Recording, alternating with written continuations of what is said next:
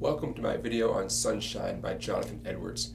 In this video you're going to find easy chords for your fretting hand, an opportunity to use the capo on the first fret of your guitar, and I'm going to show you two strumming patterns. Nice simple pattern that I call the basic strum. You might be familiar with this. I have a video on this strum elsewhere on the website. And also the authentic strumming pattern, a little more advanced. So let's get down to business. Let's learn the basic strum pattern.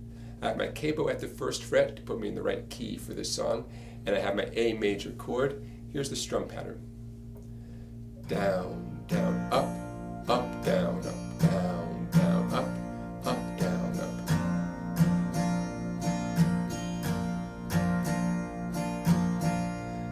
Now, of course, we're going to go a little bit faster than that, but let me give you a couple of quick tips. First of all, on the A chord, we're not hitting the sixth string, so avoid the sixth string when you're strumming the A chord.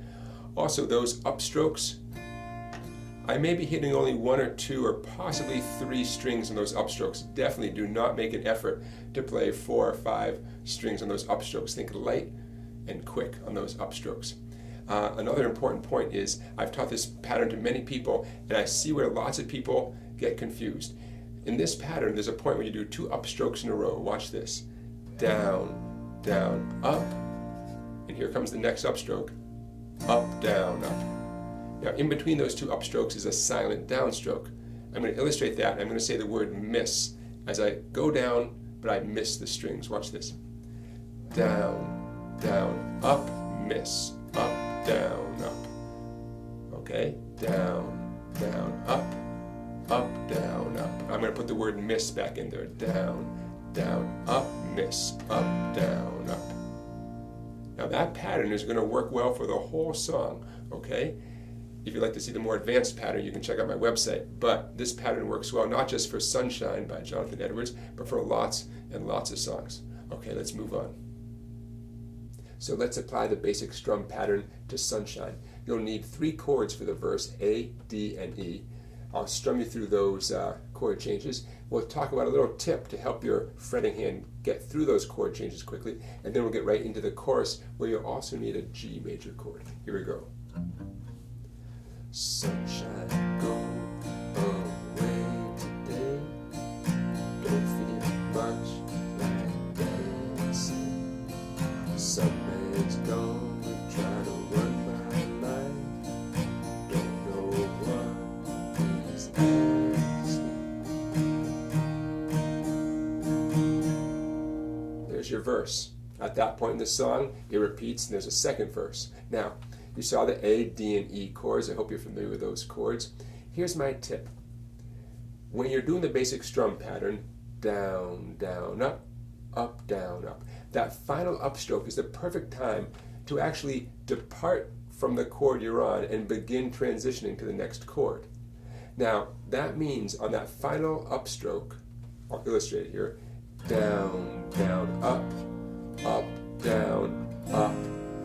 Your fretting hand will be leaving the strings. The final upstroke will sound kind of like open strings. Not exactly harmonious in the way we want, but have faith that as you get faster at strumming, at chord changes, that upstroke on the open strings will become very, very, very unnoticeable. What people will really notice is how you nail the downstroke on the next chord. Okay, so I call that leaving early. You are allowed to leave early. Everybody does it, so that you can make it to the next chord in the nick of time. And that final upstroke, down, down, up, down, up, that final upstroke is exactly the right time to begin changing to whatever the next chord is. Not just for this song, but in lots and lots of situations. Okay, so let's get into the chorus. The chorus is even easier. Watch out, there's a G major chord coming up. How much does it cost? I'll buy it. The time is all we've lost. I'll try.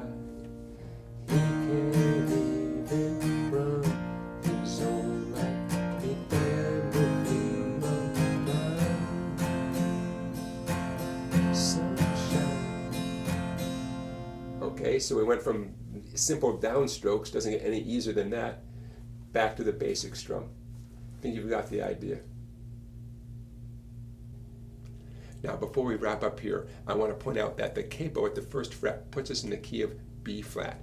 If you're not sure what that means, if you're not sure how a capo affects the key of a song, I have some videos for you, both on YouTube and on my website. I have a series of music theory videos, and on my website I have a video on how to use a capo, what a capo does to a song. So check those out. Now, I also want to point out that the authentic strum for this tune is really worth mastering, even if you only can play at a medium speed at first, not quite as fast as Jonathan Edwards. First of all, this song doesn't have to go super fast to be a great tune. Second of all, even at a medium speed, this strumming pattern sounds great and can be used for lots and lots of songs. So it's really worth mastering. Okay, then thanks for watching, and I'll see you next time.